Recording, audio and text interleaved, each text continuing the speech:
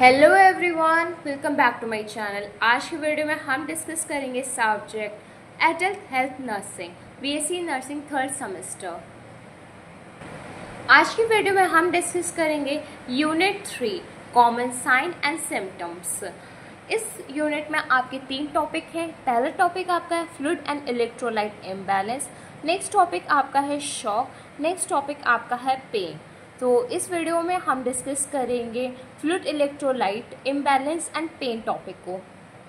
Unit 1 unit 2 uploaded है channel पे, आप जाके देख लीजिए, अपने डाउट्स को क्लियर कर लीजिए।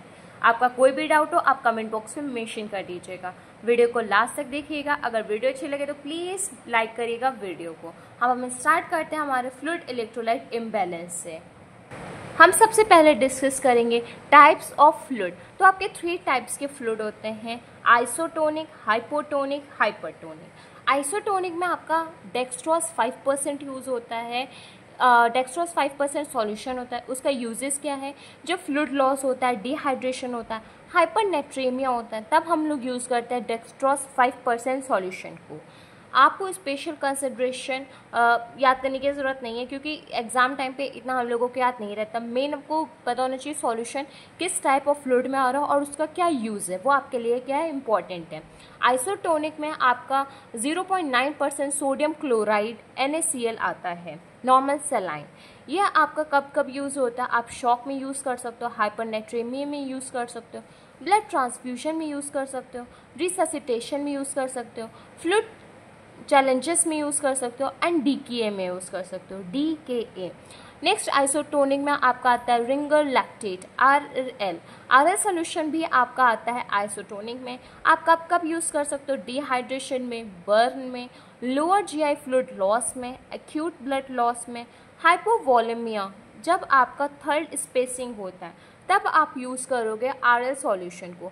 नेक्स्ट आपका है हाइपोटोनिक। हाइपोटोनिक में आपका सिर्फ एक आता है जो आपका NS होगा 0.4 और 5% ऑफ NaCl। आप कब कब यूज़ करोगे? जब आपका वाटर रिप्लेसमेंट होगा, DKA कंडीशन में यूज़ करोगे। गैस्ट्रिक फ्लूइड लॉस जब आपका NG ट्यूब से होता है या वॉमिटिंग से होता है, इनडायरेक्ट जब भी आपका माउथ या नोज से आपका होगा, तब आप यूज़ करोगे NS 0.45% ऑफ NaCl। नेक्स्ट आपका आता है हाइपरटोनिक सॉल्यूशन। हाइपरटोनिक सॉल्यूशन आपके 3 टाइप्स के आते हैं, जिसमें आप यूज़ करोगे डेक्सट्रोज जो कि नॉर्मल सलाइन का रहेगा, जो आप यूज़ करोगे DKA ट्रीटमेंट में, लेकिन DKA ट्रीटमेंट स्टार्टिंग में नहीं, लेटर ऑन यूज़ करोगे। नेक्स्ट आप यूज़ करोगे dextrose 5% in normal saline. Normal saline में जब आप यूज़ करोगे इसकी कंडीशंस क्या रहेगी? जब आप टेम्परेरी ट्रीटमेंट करोगे शॉक का, तब यूज़ करोगे। एडिसन क्राइसिस में आप यूज़ करोगे। नेक्स्ट आपका मैनिटॉल, एक आपने पढ़ा होगा जो सेरेब्रल एडेमा को रिड्यूस करती है, मेनिंजाइटिस की कंडीशन में हम लोग देते हैं, तो वो आपका हाइपरटोनिक में आता है। एक क्वेश्चन था MCQ में, इसीलिए मैंने अलग से मार्क करके मेंशन करा बुक में, और आप भी इस तरीके से मार्क कर लीजिए, आपके लिए भी इंपॉर्टेंट है। नेक्स्ट हाइपरटोनिक में आपका डेक्सट्रोज 10% का भी यूज़ होता है। जब हम यूज़ करते हैं, कंडीशन उसकी क्या है, जब आपको ज़रूरत होती है वाटर रिप्लेसमेंट के बाद, तब आप इस फ्लूइड का यूज़ करते हो। जैसे कोई कंडीशन होती है जिसमें आपको ग्लूकोज की ज़रूरत होती है, तब हम लोग डेक्सट्रोज 10% का यूज़ करते हैं। तो ये थे आपके types of fluid. Types of fluid में 3 टाइप्स के होते हैं, उसके सॉल्यूशन कौन कौन से होते हैं और उनका यूजेस क्या है, बस आपको मेन ये कवर अप करना है। तो टाइप्स ऑफ फ्लूइड में बस इतना ही। नेक्स्ट हम डिस्कस करेंगे इलेक्ट्रोलाइट्स। तो मेन आपके इलेक्ट्रोलाइट्स 4 टाइप्स के हैं, sodium, potassium, calcium, magnesium. Normal value है 135 to 145 milliequivalent per litre. तो अगर मैं आपको एक बात बताऊं, जो आपके ये जो 4 मेन इलेक्ट्रोलाइट्स हैं, इनकी नॉर्मल वैल्यू पता होनी चाहिए और इनके नाम पता होने चाहिए। अगर ये ज़्यादा हो गया, मतलब हाइपर की कंडीशन में हो गए, तो इनको क्या कहेंगे, और अगर ये आपकी बॉडी में कम हो गया, तब हाइपो की कंडीशन हो गई, तब इनको क्या कहेंगे। बस आपको इतना पता होना चाहिए इलेक्ट्रोलाइट्स में। तो सोडियम की नॉर्मल वैल्यू है 135 to 145 milliequivalent per litre. अगर आपकी बॉडी में सोडियम ज़्यादा हो गया, तब उसको हम लोग कहते हैं हाइपरनेट्रेमिया। अगर आपकी बॉडी में सोडियम इलेक्ट्रोलाइट कम हो गया, तब उसको हम लोग कहते हैं हाइपोनेट्रेमिया। नेक्स्ट आपका आता है पोटेशियम इलेक्ट्रोलाइट। नॉर्मल वैल्यू है 3.5 to 5 milliequivalent per litre. अगर आपकी बॉडी में कम है तो हाइपोकैलेमिया, अगर ज़्यादा है तो हाइपरकैलेमिया। नेक्स्ट आपका इलेक्ट्रोलाइट है कैल्शियम। कैल्शियम की नॉर्मल वैल्यू है 4.5 to 5.5 milliequivalent per litre. और जब इस बॉडी में ज़्यादा कंडीशन में होगा तब उसको हम लोग कहेंगे हाइपरकैलेमिया, और जब आपकी बॉडी में कैल्शियम कम होगा तो उसको हम लोग कहेंगे हाइपोकैलेमिया। नेक्स्ट आपका आता है मैग्नीशियम इलेक्ट्रोलाइट। मैग्नीशियम इलेक्ट्रोलाइट की नॉर्मल वैल्यू है 1.5 to 2.5 milliequivalent per litre. जब आपकी बॉडी में मैग्नीशियम ज़्यादा हो जाएगा तब उसको हम लोग कहेंगे हाइपर मैग्नीशियम, और जब आपकी बॉडी में मैग्नीशियम कंटेंट कम हो जाएगा उसको हम लोग कहेंगे हाइपोमैग्नीशिया। इस यूनिट में नेक्स्ट टॉपिक आपका शॉक है। शॉक के 5 टाइप्स हैं। शॉक को हम डिस्कस करेंगे पार्ट 2 वीडियो में, क्योंकि आपके जो शॉक 5 टाइप्स का हम उनको कंटिन्यूसली डिस्कस करेंगे जो आपके लिए इम्पॉर्टेंट है। सो आपका जो थर्ड टॉपिक है इस यूनिट में वो आपका है पेन। तो आज की वीडियो में हम डिस्कस करेंगे पेन टॉपिक को भी। तो स्टार्ट करते हैं पेन टॉपिक से। तो पेन क्या है? एक पेन अनप्लीजेंट एक्सपीरियंस होता है आपके सेंसरी और इमोशनल का, जिसमें आप मेन एक्सपीरियंस क्या करते हो अपने टिश्यू डैमेज का, जिससे आपको एक्चुअल या पोटेंशियल पेन होता है। जो भी आपको अनप्लीजेंट फीलिंग होती है उसी को हम लोग क्या कहते हैं? पेन कहते हैं। तो ये आपकी क्या थी? सिंपल एक्सप्लेनेशन था पेन का। अब पेन की डेफिनेशन क्या है? तो पेन की डेफिनेशन है an unpleasant sensation and emotional response to that sensation. ये आपके American Academy of Pain Medicine ने डिफाइन करी है पेन की डेफिनेशन। तो ये आप एज इट इज लर्न कर लीजिएगा। नेक्स्ट आपका आता है टाइप्स ऑफ पेन। अगर मैं बात करूँ ड्यूरेशन और टाइम्स के अकॉर्डिंग तो आपका पेन 2 टाइप्स का होता है। एक आपका होता है एक्यूट पेन, एक आपका होता है क्रॉनिक पेन। एक्यूट पेन क्या होता है? जो सडन ऑनसेट का होता है, मतलब कि जिसका टाइम ड्यूरेशन कम होता है और वो आपको हाल ही में ही हुआ है, उसको हम लोग कहते हैं एक्यूट पेन। क्रॉनिक पेन जिसका टाइम ड्यूरेशन ज़्यादा है, बहुत पहले से आपको वो दर्द था, वो बहुत पहले से आपकी ऐसी कंडीशन में था, उसको हम लोग कहते हैं क्रॉनिक, जिसमें आपका होता है प्रोलॉन्ग। फिर आपका पेन होता है अलग क्लासिफिकेशन होगा आपके ओरिजिन के बेसिस पे। तो आपके 3 होते हैं। सबसे पहले आपका है क्यूटेनियस, जो आपके स्किन में होगा। नेक्स्ट आपका है डीप सोमैटिक पेन, जो कि आपका होगा लिगामेंट्स में, टेंडेंस में, बोन में, ब्लड वेसल्स में, नर्व्स में। नेक्स्ट आपका होता है विसरल पेन। ये आपका कैविटीज़ में होता है, जैसे कि आपके एब्डोमिनल कैविटी, क्रेनियम, थोरैक्स, और जो भी आपका विसरल पेन होता है ये आपके अपर डिफ्यूज से ऑफन फील कराता है, जिससे कि आपका लाइक डीप रहता है सोमैटिक पेन के। तो टाइप्स ऑफ पेन आपसे कोई भी पूछे तो आप ड्यूरेशन के बेसिस पे आप 2 टाइप्स के बताएंगे और ओरिजिन के बेसिस पे 3 टाइप्स के बताएंगे। तो ये थे आपके types of pain. Next pain scales आती है जिससे आप पेन को मेजर करते हो। तो पेन स्केल बहुत सारी आती हैं, आपको जो लर्न हो आप उसी को कंटिन्यू रखिएगा। अगर आपको नहीं है तो आप ये 4 लर्न कर लीजिएगा। तो आपकी सबसे पहली है न्यूमेरिकल रेटिंग स्केल। इसमें नंबर्स मेंशन होते हैं जिससे आप पता कर सकते हैं कि कितना पेन है पर्सन को। नेक्स्ट है विजुअल एनालॉग स्केल, जिसमें आप देख के एनालाइज करेंगे उसके एक्सप्रेशन से, उसके फेशियल एक्सप्रेशन से।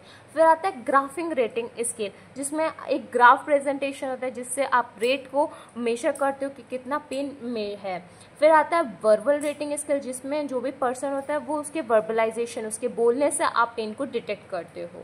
नेक्स्ट आपके फैक्टर्स होते हैं जो अफेक्ट करते हैं पेन के एक्सपीरियंस को। तो सबसे पहला आपका एथनिक एंड कल्चरल वैल्यूज़। आपके कुछ फैक्टर्स ऐसे होते हैं जो आपके इंटरनल बॉडी के भी होते हैं और एक्सटर्नल फैक्टर्स पे भी डिफेक्ट करते हैं, जैसे कि ये सारे कुछ आपके मेंशन है।